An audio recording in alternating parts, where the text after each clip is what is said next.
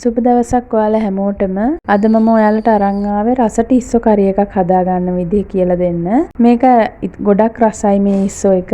ඔයාලත් හදලා බලන්න. පාන්, ඉඳිආප්ප, ආප්ප, පිට්ටු මේ ඕන එකක් කන්න පුළුවන්. හරිම රසයි. මේක හදන්න අපිට ඕන වෙනවා ඉස්සෝ, කරපිංචා, රම්පා, රට ලූණු, අමු මිරිස්, සුදු ලූණු, කුරුඳු පොතු කෑලි 2ක්, එනසාලට 2ක් තලාගෙන, කහ කුඩු, මිරිස් කුඩු, කෑලි මිරිස්. ඉස්සෝ ටික සීසන් කරගන්න වෙනම ඕන වෙනවා.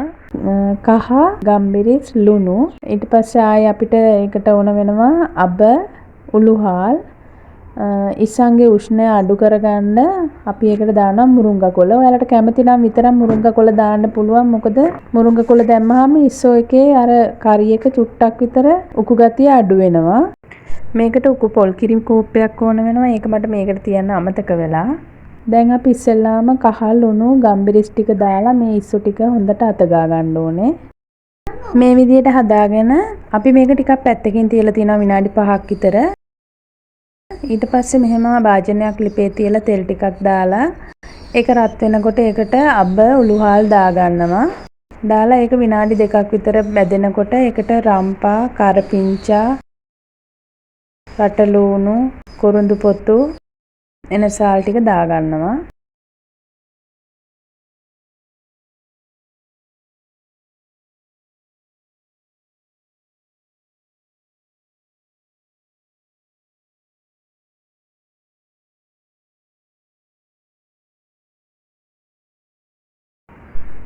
ඊට පස්සේ අපි ඒක ටිකක් වෙලා බැදෙන්න අරිනවා. විනාඩි 2ක් විතර වගේ කලවම් කරගන්න ඕනේ.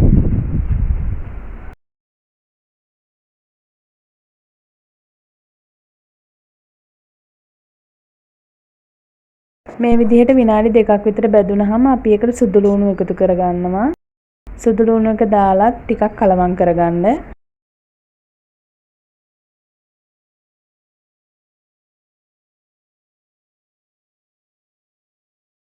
විනාඩි 2ක් විතර මේ විදිහට ටෙම්පරාදු වුණාට පස්සේ අපේ අර කහ මිරිස් කුඩු, කෑලි මිරිස් ටික දා ගන්නවා. දාලා අපි මේක හොඳට කලවම් කරගන්න ඕනේ. ලිපේ ගින්දර වැඩි කරගන්න එපා. මේ මිරිස් කුඩු කර කරගන්නත් එපා. සාමාන්‍ය ගින්දරේ ටිකක් මලව ගන්න. ඊට පස්සේ අපේ අමු මිරිස් ටික දා ගන්නවා.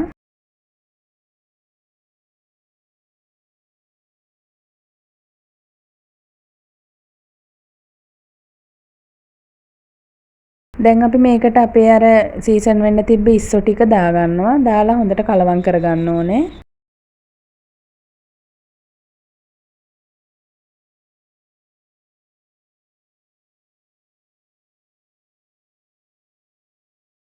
මේ විදිහට කලවම් කරගෙන අපි මේක වහලා තියන්න ඕනේ විනාඩි 5ක් විතර. මද ගින්දරේ වහලා තියන්න. දැන් මේ විනාඩි 5කට පස්සේ මේ දැන් අපි ඒකේ ඉස්සෝන්ගේ අර වතුර වගේ උන්නලා තියෙනවා. දැන් මේක අපි හොඳට කලවම් කරගන්න ඕනේ. දැන් මේකට අපි උකු පොල් කිරි කෝප්පයක් දා ගන්නවා. පොල් කිරි ඔයාලට අවශ්‍ය ප්‍රමාණයට දා ගන්න පුළුවන්. ඔයාලා ගන්න ඉස්සෝ ප්‍රමාණයත් එක්ක ඒක වෙනස් වෙනවා.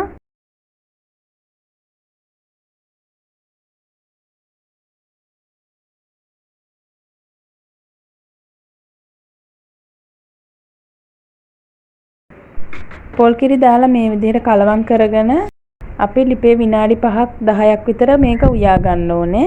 පියන වහන්න නැතුව උයා ගන්න.